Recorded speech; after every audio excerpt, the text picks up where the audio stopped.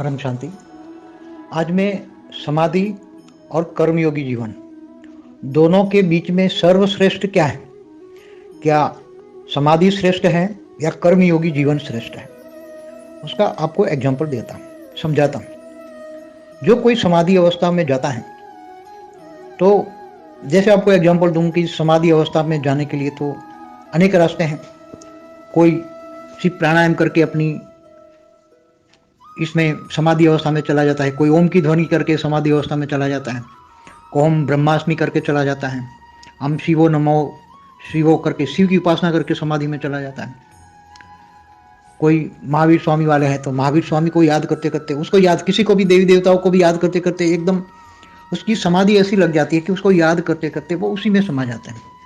जैसे कई लोग तो चेतना को भी नहीं जानते, आत्मा परमात्मा को तो जानते ही नहीं, ज्ञान ही नहीं है, फिर भी वो श्वासोश्वास पे अपनी बुद्धि लगाते हैं, श्वास छोड़ते हैं, ढील लेते हैं। जो तो अलग अलग समाधि में जाने की अलग अलग प्रक्रिया है, अलग अलग बहुत विधि है। और लोग समाधि में, पहले ऋषि मुनि जो थे समाधि में चले जाते थे। और समाधि समाधि तो लग गई तो तुम्हारी समाधि लग गई तो तुम्हारे परमात्मा के साथ एकाकार हो गए। तुम जिन देवी देवताओं की जो ध्यान करते हैं उनके साथ एकाकार हो जाना माना समाधि अवस्था। समाधि अवस्था तो ऐसी होती है कि उनके कान में भी छेद कर दो तो कोई तुम्हें पता ही नहीं लगेगा। जैसे गौतम बुद्ध के कान में भी छेद किया, चाहे गौतम बुद्ध हो या महावीर स्वामी हो, उनके कान में भी छेद किया तो भी उसको नहीं पता लगा। तो ऐसी समाधि अवस्था थी। तो ऐसी समाधि अवस्था में जब मनुष्य की चेतना या आत्मा उपराम अवस्था में हो जाती है एकदम, तो क्या वो क्या प्राप्त करती है? क्या वो मोक्ष प्राप्त करती हैं? क्या वो मुक्ति जीवन मुक्ति प्राप्त करती हैं? क्या वो परमधाम में जाती हैं? क्या परम पद को पाती हैं? और ये कर्मयोगी जीवन जो है, जिसने पूरी जिंदगी ज्ञान, गीता ज्ञान सुनता है, ज्ञान है मैं आत्मा हूँ, और बेहद की आत्मा हमेशा ये सुनती है कि मैं बेहद की परम परम महान आत्मा हूँ, और मुझे ये जन्म अंतिम जन्म है, ये जन्म के बाद मुझे शरीर छोड़ने के बाद तुरंत ज्ञान है, तो मुझे बेहद के परम पिता के पास जाना है और मुझे बेहद के परम धाम जाना है, ये मेरा लक्ष्य है।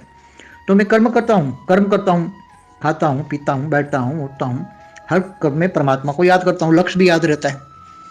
कमाता हूँ, नौकरी करता हूँ, बुद्धि में निंद्रा भी करता हूँ, 8 घंटा योग करता हूँ, 8 घंटा आराम भी करता हूँ, कर्मयोगी जीवन बिताता हूँ। गृहस्थाश्रम है, पत्नी है, बच्चे हैं, देह और देह के सर्व संबंध निभाता हूँ, थोड़ा कुछ जितना हो सके, ज़्यादा नहीं, थोड़ा कुछ, मगर मैं हमेशा परमात्मा की याद में रहकर सभी आत्माओं को देखता हूँ। मैं, मुझे ज्ञान है कि ये सभी आत्माएं हैं परमात्मा, तो मैं देह को नहीं देखता, ये कर्मयोगी जीवन है। तो किसी को, सबको मैं आत्मा देखता हूँ, आत्मा के अंदर वो परमात्मा का अंश है, ऐसी तरह देखता हूँ। और हमेशा सबको सुख देने की कोशिश करता हूँ, सबको ज्ञान देता हूँ, कर्मयोगी जीवन का ज्ञान देता हूँ। मैं समझता हूँ ज्ञानदान महादान